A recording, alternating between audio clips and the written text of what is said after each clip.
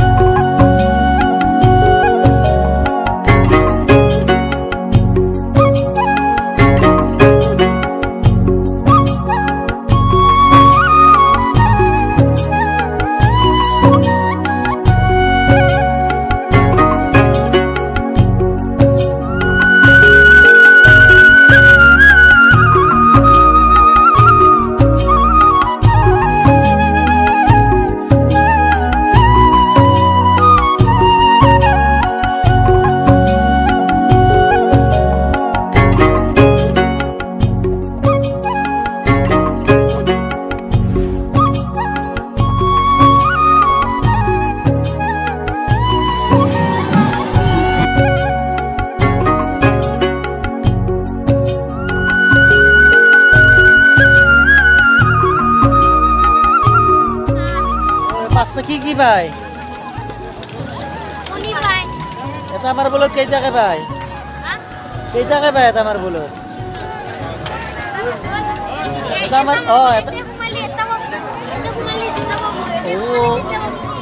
আগতে 10টা আছিল 10 টকা, আজিকালি কমি গ'ল।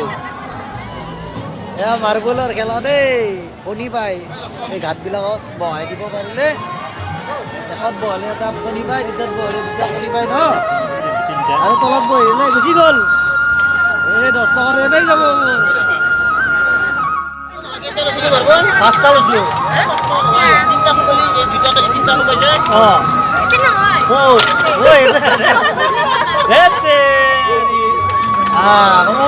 এই চাইডা সোমালা, এই এটা পালো, রাখাইলাম উঠি গ'ল। এই ওলাই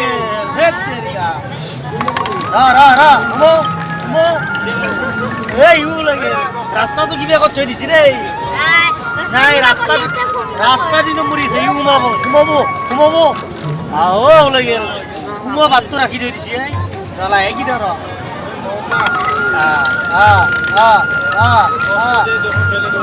দে এটা কণী পালো ন ঠিকেই টকা দিব লাগিল মই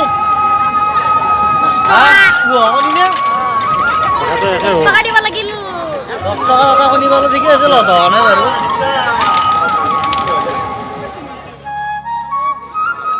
লাখ মোৰ 10 টকা এটা মূল যোৱা নাই হাতৰ পৰা যোৱা নাই এটা পালো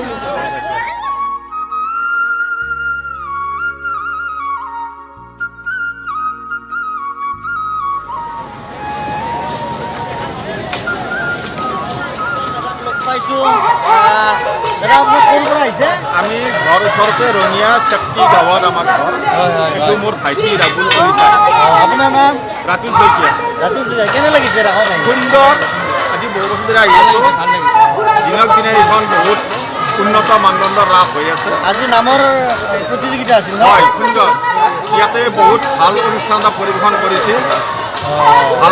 কৰিছে আমি আশা কৰোঁ বিগত দিনত এনেকুৱা আৰু ধুনীয়া অনুষ্ঠান হওক সমাগত ৰাইজৰ আকৌ আহক সকলোৰে আমি উপস্থিতি শ্ৰদ্ধাৰে কামনা কৰিছোঁ ধন্যবাদ ধন্যবাদ দাদা